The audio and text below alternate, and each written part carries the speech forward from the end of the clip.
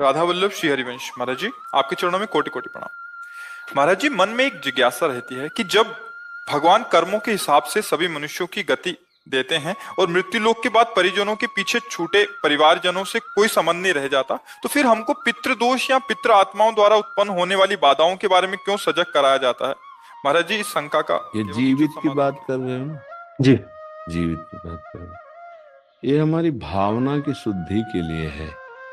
अब हम जैसे हमारे पिता पधार गए और उनकी हम संपत्ति का उपभोग करते, उन्होंने हमारा पालन पोषण किया, उनका हमसे संबंध नहीं, लेकिन हम तो जीवित होकर उनका संबंध मान रहे हैं ना। अब हम जब उनको सुकृत दान करेंगे, भजन का, दान पुण्य का, पिंड का, तो जिस योनि में होंगे उनको प्राप्त होगा, वो उनकी उन्नति होगी।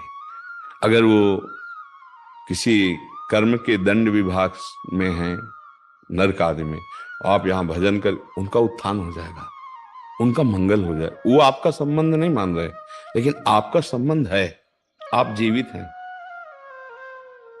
आपका स्थूल शरीर जब पड़ा होता है सैया में और आप स्वप्न देख रहे होते हैं, तो आपका स्थूल जगत और स्थूल शरीर से कोई मतलब नहीं होता, लेकिन मतलब है। जगने वाले को स्थूल से मतलब होगा ना। ऐसे ही जब शरीर छूटता है तो इस स्थूल जगत का उसका संबंध विस्मृत हो जाता है, लेकिन आपका जागृत है तो आप उसका कल्याण कर सकते हैं, क्योंकि वो आपका पिता रहा है। उसको पता नहीं है, उस समय उसको ज्ञान नहीं है, लेकिन आपको पता है, तो आप उसका मंगल कर सकते हैं भजन के द्वारा, तीर्थयाटन के द्वारा, पिंडदान के द्वारा। अगर आप नहीं करते हैं तो आपका कर्तव्यहीनता होगी, क्योंकि आपका कर्तव्य बनता है। उन्होंने आपके लिए जो भी किया, अब वो चले गए, उनका कर्तव्य खत्म हो गया आपके प्रति। अब आपका कर्तव्य उनके प्रति है, क्योंकि आपका पिता का संबंध था। अब उनका मंगल होना चाहिए।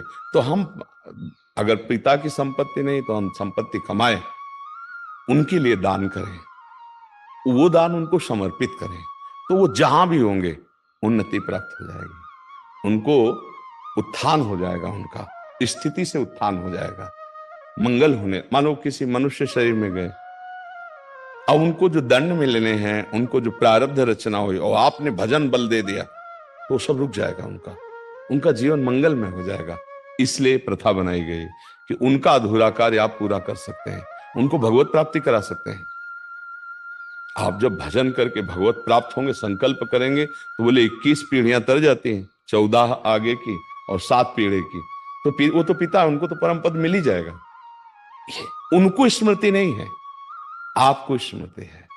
अगर समझा जाए कि स्मृति क्यों नहीं रहती, तो जैसे आप स्वप्न में होते हैं तो आपको जागृत शरीर की स्मृति नहीं रहती कि वस्तुतः मेरे शरीर को सुंदर सैया पर सुलाया गया है, मैं एक स्वप्न देख रहा हूं, ऐसा बोध नहीं होता। स्वप्न सत्य होता है और ये स्थूल शरीर का विस्मरण होता है, समझ रहे ना। ऐसे ही वो जिस लोक में गए हैं तो आपका विस्मरण हो चुका है, आपका कोई संबंध उनकी स्मृति में नहीं है। वो जहां है, जैसे अभी आप आए हैं, तो आप कहीं से आए हैं ना, पूर्व में कहीं ना कुछ थे, आपको कोई स्मरण नहीं है। लेकिन यदि पूर्व में आपका कोई संबंधी ऐसा है जो भजन तप और आपको, तो आपका ज्ञान विज्ञान प्रकाशित होने लगेगा, अचानक आपकी स्थिति बदलने लगेगी, शरीर की, स्वभाव की और वैभव की, क्योंकि आपका संबंधी कोई संकल्प कर रहा है। इसीलिए जब कोई भगवान का भक्त पैदा होता है, तो जो पितर अन्य लोकों में होते हैं उनका परम मंगल होना निश्चित हो जाता है, तो वो कुल धन्य माना जाता है, वो धन्य हो गया। सो कुल धन्य उमा सुन जगत पूज्य सुपनीत, क्योंकि सतरत सतरत सा लोकांतर्यति। अब उस कुल में पैदा हुआ, वो चाहे नरक में पितर हो चाहे स्वर्ग में हो, दोनों बंधन युक्त हैं। एक सुखास्पद है, एक दुखास्पद है, लेकिन दोनों से पतन होता है, दोनों गिरते हैं, नरक भोग कराते हैं, स्वर्ग भोग कराते हैं। लेकिन भजन बल वो उनको परमार्थ की स्थिति, परम पद प्रदान कर सकता है। अब पुत्र अपने पिता माता की क्या, पीछे की पीढ़ियों को, पितामह आदि को भी परम पद प्रदान कर सकता है। तो ये बात है, उनको हमारा संबंध खत्म हो चुका, हमारा कर्तव्य उनके संबंध का निर्वाह करना है।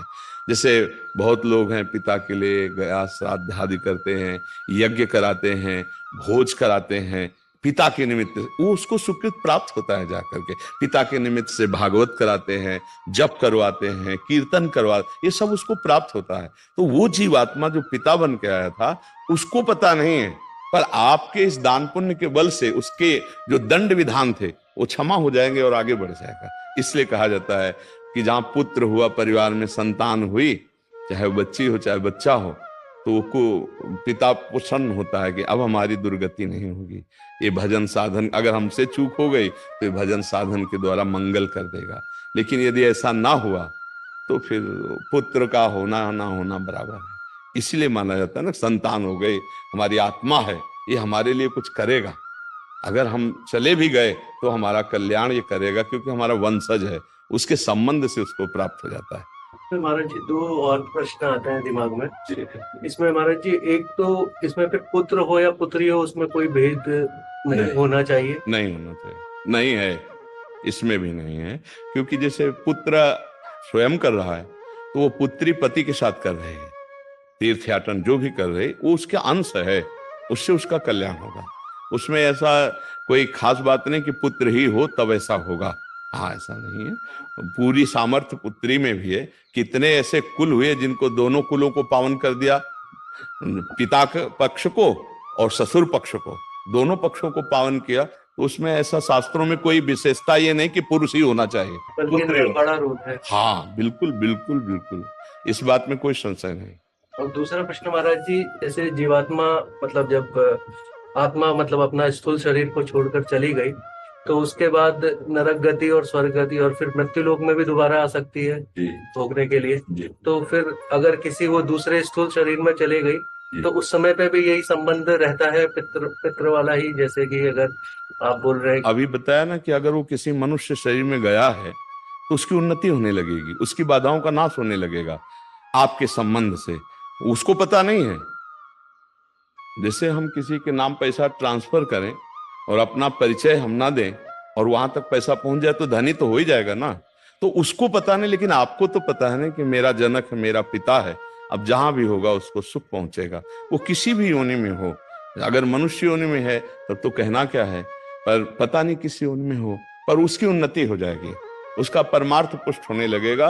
उस जैसे कुत्ता है, एक कुत्ता है गलियों में मारा घूमता है, एक है गाड़ी में सुख पूर्वक घूमता है, और एक है भक्तों के पास भी रहता है, भक्त परिवार है, नाम कीर्तन कर रहे हैं, मतलब एक है धाम में वास करता है। कितने तो अब इसके सौभाग्य का जनसाधारण कुत्ता थोड़ी करेगा, जो धाम में राधा नाम कीर्तन हो रहा है, यहीं देहरी पे बैठा हुआ है, संत जन प्रसाद पाए, उसको दिए श्री जी का प्रसाद ही तो मिल रहा है। तो अब ये कुत्ता और वो एक जनरल कुत्ता, बड़ा अंतर हो गया ना। एक कुत्ता जो गली में भोजन नहीं मिलता, एक जो गाड़ी में खिड़की के खुला करके गोद में लेकर, अंतर हो गया। किसी भी योनि में हो जीव, आपका उसका तप है, मतलब वो एक अरबपति आदमी है, अपनी गोद में बैठाले हुए है, वो उसका वो खिड़की खुला है, हवा आ रही, ऐसी गाड़ी में बैठकर कुत्ता चल रहा है, नहीं चल रहा। देखो ना, जीव है, अलग अलग उसकी स्थिति है। अगर वो पुण्यात्मा रहा तो देखो ये आया, बना किसी कर्म से श्वान, लेकिन ऐसा श्वान बना कि बाबूजी की तरह जाके गद्दे में सोता है, सर्दी में उसको कपड़ा पहनाए जाते। और एक कुत्ता है कि अगर दरवाजे में खड़ा हो जाए तो डंडा मारे बेचारा, कू कू करके, वो ना भोजन मिल रहा है ना, मतलब कितनी। एक कुत्ता है कीड़े मतलब कीड़े लगे हुए हैं, कष्ट पा रहा है। एक है खुशबू आ रही उसके शरीर से, बढ़िया नहा धोआ के सब। ये अब किसी भी योनि में उसका मंगल होगा। हमें लगता है कि सबको करना चाहिए, अपने माता पिता के लिए, अपने पूर्वजों के लिए कुछ माला भजन करके, इससे सबसे बड़ा दान है।